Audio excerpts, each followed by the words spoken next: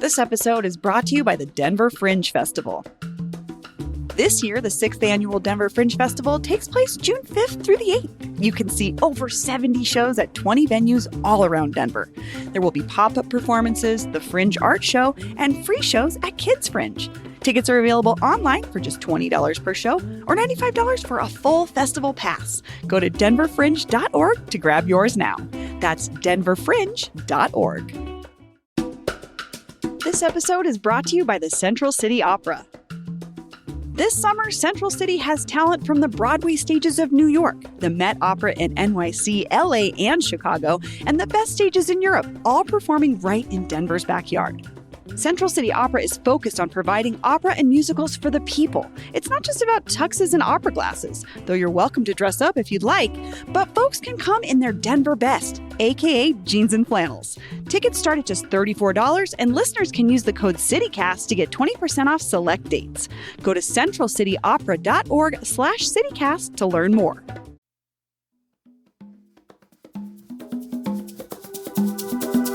Today on CityCast Denver.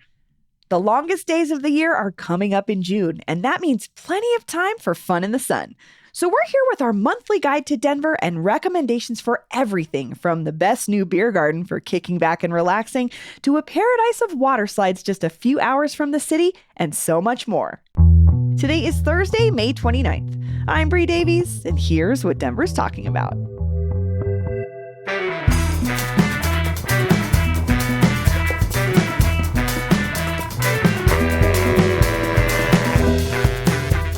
Producer Paul Caroli, hello.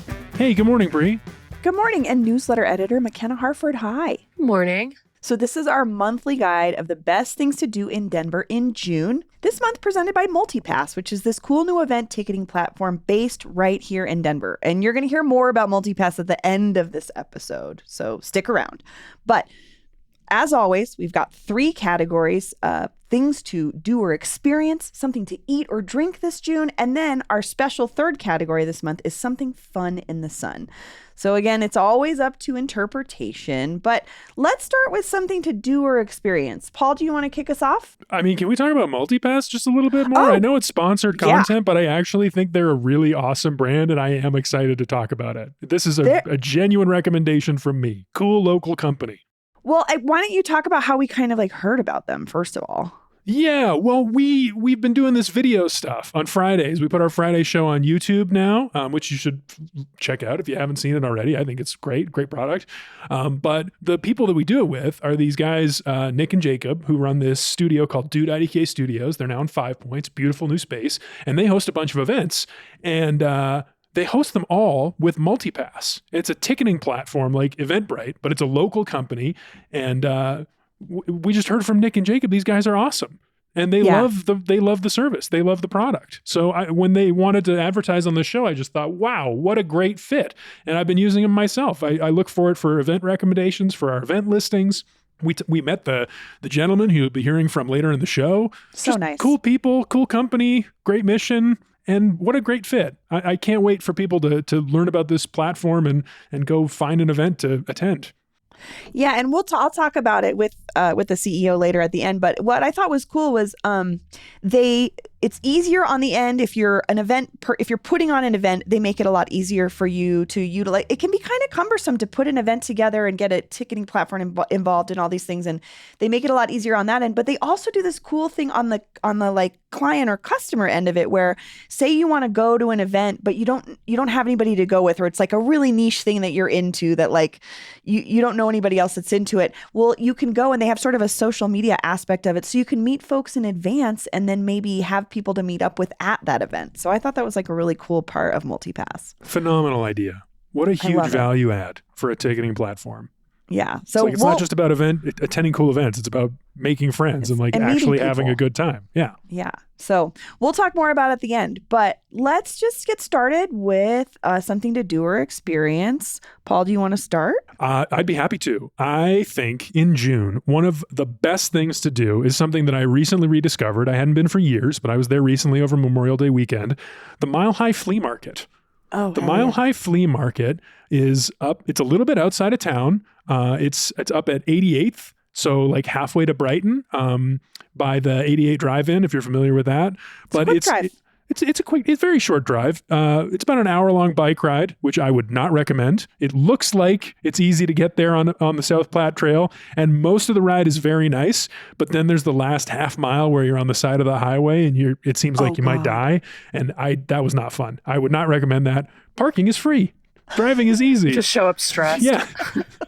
Although you will show up with an appetite, which is part of the recommendation, because the food I thought was like surprisingly good. It's kind of like a carnival fair food, and it like punched way above its weight for me. I got so excited. Yeah. It's like a generic kind of like Taco Bell. This one place me and my wife went to, and their green chili was great. The onion rings were great. The people were cool. It was a very comfortable place. It was like, man, I can't believe how good this is. I was so excited about the food.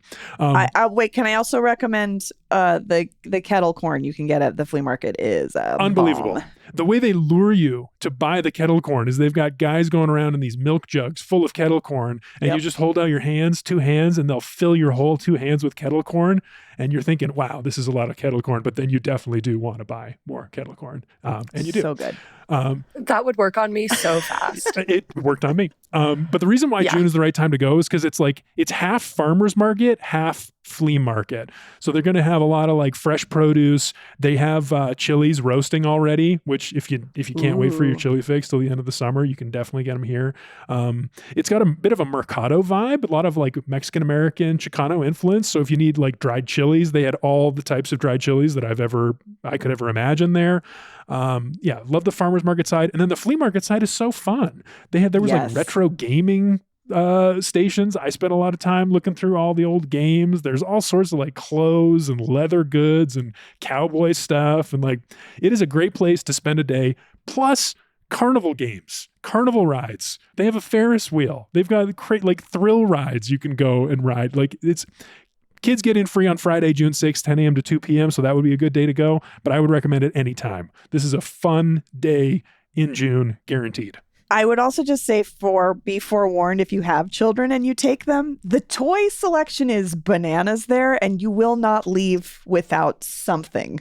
I almost left with like a Power Wheel with like a crazy stereo system in it last time we were there. I believe it. There's a lot of really fun, really like, it's like a toy store. It's like a toy store on top of all these other carnival and all these things about it. So it is really fun. You can get your tires changed. They got everything. Damn.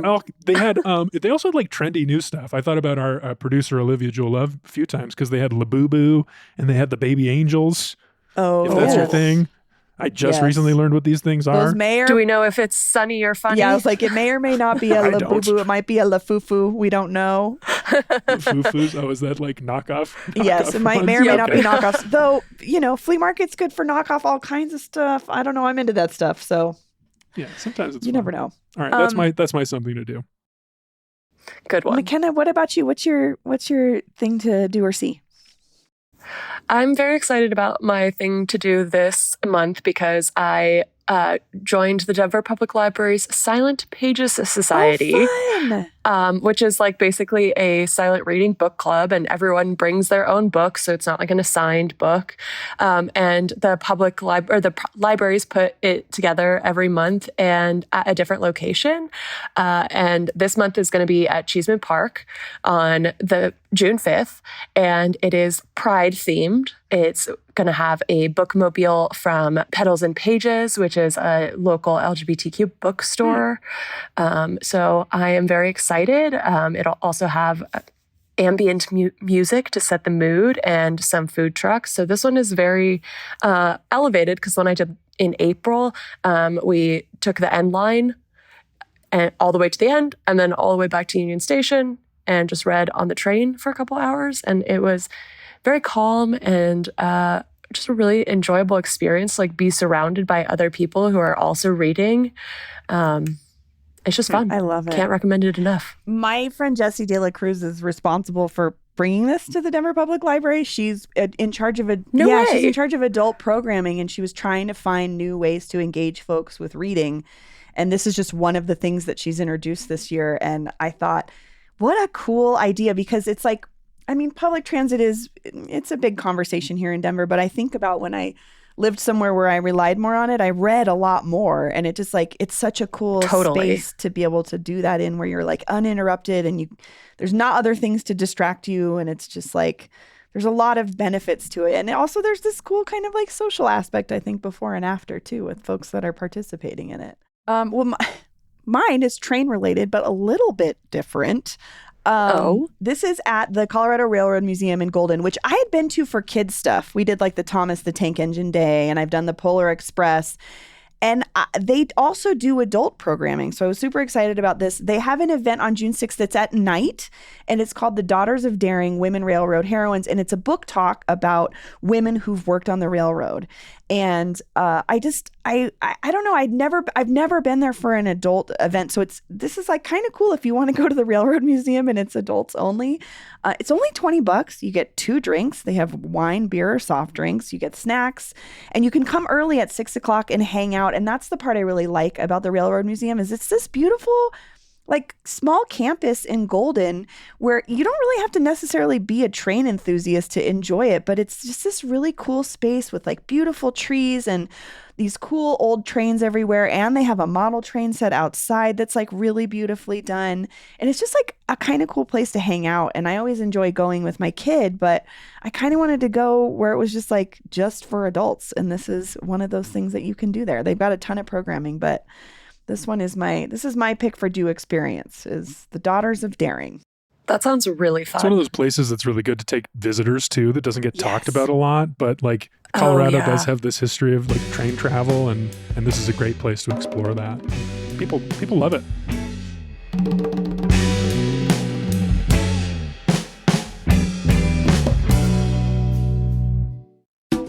This episode is brought to you by Xcel Energy.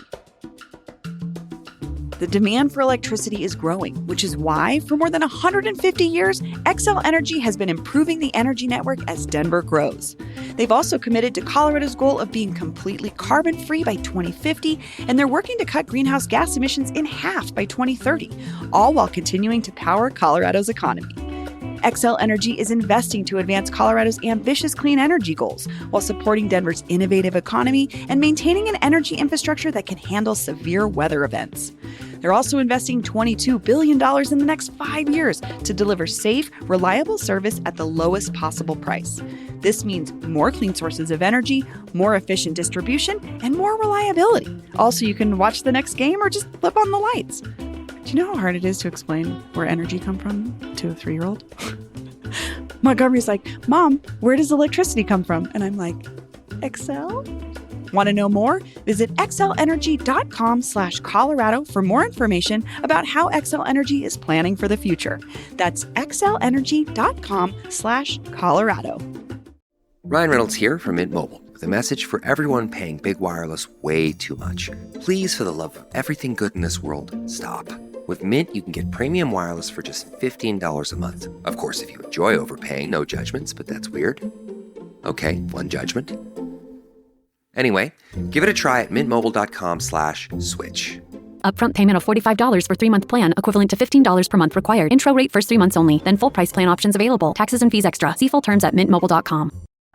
Okay, something to eat or drink. McKenna, do you want to kick us off? So I think probably a lot of people will be excited about this one, maybe have already heard about it. I went to the new Schoolyard Beer Garden at the former Evans School. And I have to say, when I went, it was absolutely poppin'. It felt like everybody in the neighborhood was there. So that's why I'm saying people might already know, but I just want to throw my 2 cents in there and say it is worth the hype. It was so fun.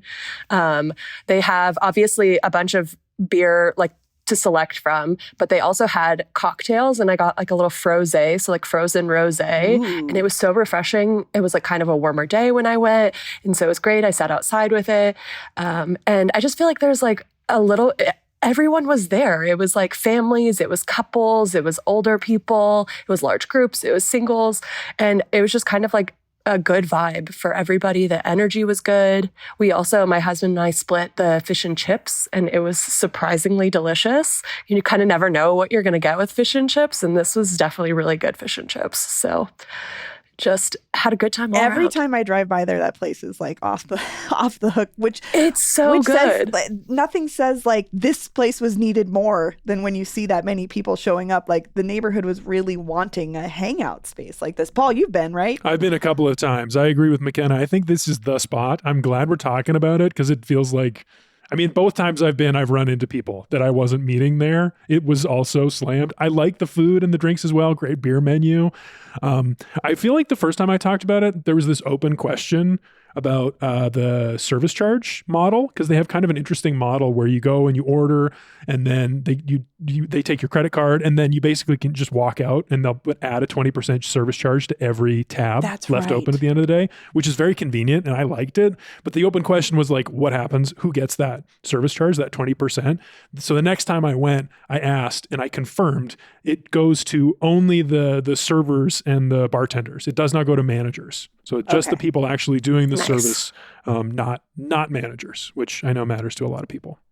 Also, I think and the service was great. great. I was going to say, how's the service? Because that's the service was really good. It's not like they don't bring you the food. You wait, you go up to the bar and you order and you grab it from there. But it was quick, so I didn't have to wait too long. That's nice. Yeah. And just, it's cool being inside the renovated school. It's a gorgeous place. It's got the school vibes. It's fun. They really did a nice job. All the furnishings are beautiful. A lot of TVs. Good place to watch a game. It's a beautiful building. Really looking forward to when they have the retail on the second floor. Although the artists are still there. That was another thing that I was wondering about. Yeah, because it was for a while when the developers had bought that old schoolhouse, the Evans School, they had opened up spaces for artists to use as studios as like, I think it was somewhat affordable. I'm not actually sure. But there was a question about like when the beer garden was opening and they were going to try to make it into this retail office on the third floor sort of model, what was going to happen to those artists. And last time I was there on the second floor, artists very much still there doing their thing. Yeah, I know some of them have moved out for sure, but it's good to know that there's still a couple of those folks in there too, because that to me was what made that space really engaging. So that's cool that they're still there. That's great. I'll go. I've been dying to talk about this place. It opened a couple weeks ago right by my house. Teehee. It's in the Far East Center. It's a little bubble tea shop. It's so freaking cute. They're so nice. They have this crazy menu of like flavor combos and toppings, matcha tea, milk tea, bubble tea, black teas.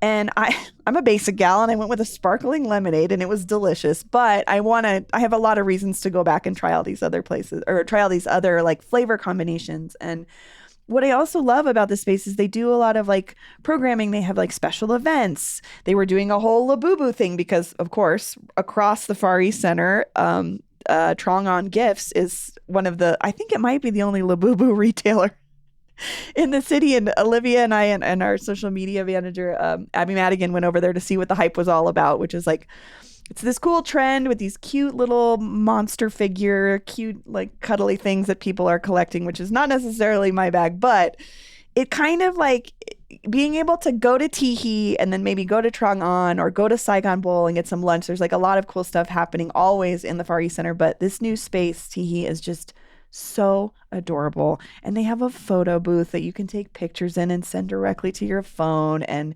everybody is so nice. And it's just like, I'm so excited to have it in my neighborhood, but I'm really excited for folks to come from other parts of the city to check this place out too, because they were so sweet. So my recommendation is get a bubble tea at Teehee in the Far East Center. I can't get over how cute that name is. I know.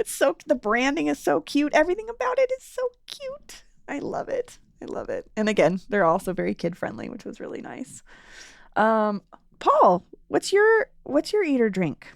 Yes, this was hard for me to pick. There was a lot of things I was excited to talk about, but then this morning, this story from the Denver Post dropped that was like, wow, it's both a happy ending to a story we talked about a couple of months ago, and the next chapter in one of my ongoing fascinations.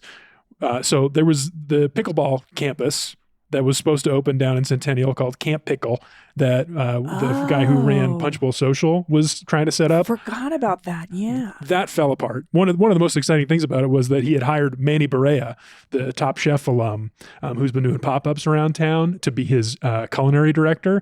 So who I had went to one of his pop-ups and just was like, loved his stuff. It was such a great experience. So I was wondering like, what's Manny going to do next? And then the other piece was the AJ's Pit Barbecue fiasco. Oh, Remember man. this, where the the owners fled to Mexico, Skip town. didn't pay their bills, left all the employees in the lurch. And it was like, Didn't what pay happened their to this employees, place? weren't paying their taxes. Like, Yeah. oof. Yeah, so those two things have come together because some of those employees are friends with Manny Barea and alerted to him to the fact that this restaurant was going up for auction, basically, so for someone to take over the space. And he bought it. He's partnering with AJ's pitmaster, Patrick Kleiber. They're hiring a bunch of the old employees from AJ's. He's got bringing in some new ideas from his background. He's from Mexico, from Monterrey, and Cool. is bringing some of that influence. And they're opening what he calls, this is the best part. I don't know. I've never had food that I would describe like this, and I want to taste it. But he says they're opening a Texas-style barbecue with a Mexican flair. Not to be confused with Tex-Mex, he added. This is specifically Interesting. Texas style with a Mexican flair, which I thought was like, wow, what is that going to be? This is a nice ending to a story where like we get to see some folks like maybe get a cooler new job and a new kind of food, like Yeah. a new fusion. Very So- exciting new chefs, some people who knew what they were doing with barbecue. I mean, AJ's had a Bib Gourmand, so these people are pros. They know what they're doing, and he's a very exciting new thing. I think it's opening June 5th as Riot Barbecue. Oh, well, that sounds good. New barbecue place. I can't wait. Okay, our final category, special to June, is something fun in the sun. I'm going to kick us off. I'm going to recommend Mount Princeton, but I'm not going to recommend because of the hot springs or the Creekside, which are two things that are amazing about it. I just learned that last year they opened 2 giant water slides. So Whoa. I know. I had no idea.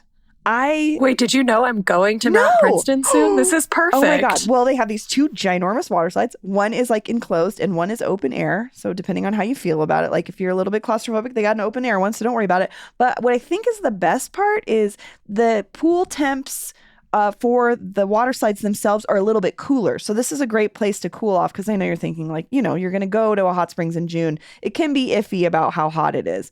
This is like, I think it's at 82 degrees to 99 degrees. So it's a little bit cooler, but they have these 2 ginormous water slides and a lazy river. And it's just a $7 extra charge on top of just like your regular ticket to Mount Princeton. And you can go unlimited water slides all day. So Well, that just made me very excited. I'm so jealous you're going soon. I'm hoping to go in July, but I just looked up their website. They describe the enclosed body slide as a journey of mystery and excitement. sold. I mean, you sell me on, you say water slide, I'm there, but mystery and excitement. What's at the bottom of this water slide? And Mount Princeton, again, if you haven't been, like all our hot springs, it's absolutely gorgeous. It's just like, it's about a 2.5-ish hour drive. So it's one of those where you can make it in a day or you can make a weekend of it if you want. So I think it kind of depends on how much money you want to spend. For me, hot springs are like how people treat skiing. Like if I'm going to spend a little, if you're going to spend that much money on a lift pass or to stay overnight in Breck or something, that's how I feel about hot springs. So I'll spend a little extra money, stay at Mount Princeton for a night and hit those unlimited water slides all day the next day. But I'm so excited. I'm so excited for you, McKenna. You get to go. You have to report back. This is my first time. I'm pumped. Tell us how it is. I'll share all the details. I love it. And I'll let you know if the slide lives up to the hype, if it's as mysterious and exciting as it seems. I love it. They look like legit slides. It's not like you see at a public pool. It's like a water park slides. It's big. I'm glad you said that, Nice. Paul, because I think they said they're like 700 feet long or something. They're like, they're What? like crazy long. You're right. They're not just like a one little drop. It's Okay, well, all right, then the enclosed slide might be more of a mystifying experience than I was expecting. well, McKenna, do you want to why don't you go next? Tell us what your fun in the sun recommendation is. Yeah, well, so for the newsletter, I put together our event calendar. And if y'all are members, you get a special members only event email, just throwing that out there. And there are currently so many fun live music shows out in the sun. There's the Levitt Pavilion shows. There's the Denver Botanic Garden shows starting up here. So, I mean, it's a pretty basic recommendation to like hit a concert outside. But I will say, if you're going to go to the Denver Botanic Gardens one, you can hit Marchick, not too far, get some little cheeses and salamis and some crackers, and like do a little picnic. And then Levitt, there's a really cute wine store called Divino. That's not too far from there. And so I highly recommend basically hitting up local markets before you go to your live music. And then you have music and a show, and you're not spending too much money. The thing that we do when we go to Levitt is we get a banh mi because it's like right by all the banh mi spots. There's Ballet, there's Vinsung. I mean, you can pick your favorite, but it's affordable. Grab a sandwich. It's wrapped up and ready to go. That's our favorite way to do a Levitt show. But I know I almost recommended Levitt because I love their calendar lineup is always so good. But it's like, I don't know. To me, Levitt and the Botanic Gardens are a little bit more low key versions of like, it's not, Red Rocks is like a whole experience, but this is like, these two are in the city. They can be family friendly if you want them to be. I don't know. I just love both of those. That's a great rec. Paul, do you want to close us out? Yeah, happy to. My thing for Fun in the Sun is it's fun, but it's also a way to give back. One of the best things to do in the summer is bike around the city and enjoy our wonderful trail system. And I learned that the city's Department of Parks and Recreation is organizing on June 7th in the morning a citywide trail cleanup. So you can sign up, you can register and go to one of 11 locations, maybe meet some people, make some friends, and help clean up one of our great trails. They say that you might be able to help with like painting something, pulling weeds, cleaning up trails in any number of ways. But it sounds like a lot of fun to me. So I signed up. I'll probably be there. I'm not sure which location though. I love this too. That sounds really cool. Yeah, like I just like get such a satisfaction out of doing stuff like this. Just like personally, it's like when you clean your house and you step back and you take a look at it and you're like, wow, look what I did. But like doing that on a trail with a bunch of other people is like, I don't know. It just makes you appreciate the trail more. To me, is like when you're part of like keeping it clean and keeping the ecology going and stuff. Well, like McKenna mentioned, we have an events calendar too. You can check out. We have more stuff to do all the time. You can go to denver.citycast.fm to find out more. You can go to membership.citycast.fm to sign up and become a member. And you get that event listing every Monday. But also, before we go, you want to hang around for a little bit because we've got some bonus picks from our friends at Multipass, the ticketing platform we talked about earlier. And I'm going to talk to the CEO about some cool stuff going on in Denver and why he recommends them. So stick around. But Paul and McKenna, thank you so much for joining me. This was super fun. Thanks, Bree. See you next time, Bree. Hey, Bree here with Andy Cameron, CEO of Multipass, and we're talking about cool stuff to do in June. Hey, Andy. Hey, Bree, how are you? Good. I'm so glad that you're here today. We're going to talk about cool stuff happening in and around Denver, and let's start with the topic of goats. What is Rocky Mountain Goat Yoga? Yeah, for sure. So Rocky Mountain Goat Yoga is an incredibly fun, community-focused organization. They actually host a wider range of activities, and they all involve Nigerian dwarf goats. So they do a couple events a week, but their main event is goat yoga. I love it because it really breaks the pressure of yoga perfection. If a goat climbs on your back, you're not really thinking about your pose being perfect. You're laughing, letting go, and just being present. But they're really amazing. And one of the most incredible things is they actually also run an animal advocacy nonprofit. And a lot of the funds from these events actually go to help and support that mission. So not only are they fun events, but it's really going towards a good cause. Well, let's talk about another event happening here. Shroomski Magazine presents the Shroomski Melt. What can folks expect from this celebration of psychedelic art and culture? Yeah, so Shroomski Melt, like you mentioned, is hosted by Shroomski Magazine. And if you haven't seen or purchased one of those magazines, highly recommend it. They're just full of visual art and a lot of content about the psychedelic culture. But their events are typically magazine release parties. They do a few a year. But this one is really where psychedelic culture and visionary art kind of collide. So they have like live paintings, immersive installations, auctions, food trucks, and just an incredible lineup of artists. So this event, they'll have about 20 plus artists, most of whom are local. such as like Amanda Sage, Chris Dyer, Randall Roberts, Bo Bramwell, and many more. And last year, they even had Alex Gray at one of their events. So these events are a pretty big deal. So obviously, it's June, tons of amazing Pride events coming up. Can you give a quick shout out to what's happening and who's making it all happen? So the first Pride event is called Queer Circus. It's hosted by Rocky Mountain Equality, which is like an 18-plus kind of cabaret-style show featuring local LGBTQ plus like comedians, dancers, poets, even like musicians, entertainers, and just performing artists in general. That will be on June 6th at the Junkyard Social Club. Then we have Pride at the Pearl. And if you're not familiar with the Pearl, they recently took over the old Mercury Cafe. And this event will be hosted by Misfits Entertainment on June 28th. But they are also hosting a couple other great LGBTQ plus events throughout June, such as Drag Bingo and Queer Country Night. Then we have Sierra Social Club, which is an LGBTQ-owned cannabis-focused social club. And they're going to be hosting Sierra's Pride Sesh on June 28th. And they're actually going to be like clearing out all the tables in their social club and creating like a dance floor. And we're just really celebrating Pride the right way. And all of these events can be found on Multipass. Well, Annie, thank you for being here. Again, check our show notes and you can go to multipass.com to learn more. Thanks for listening.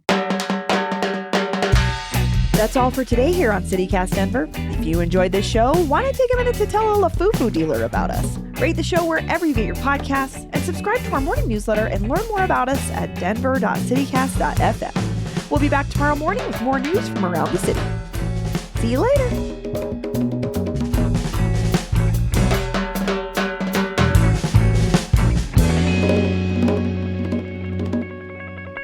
LaFufu enthusiast who's buying fake Labubu's at Mile High Flea Market.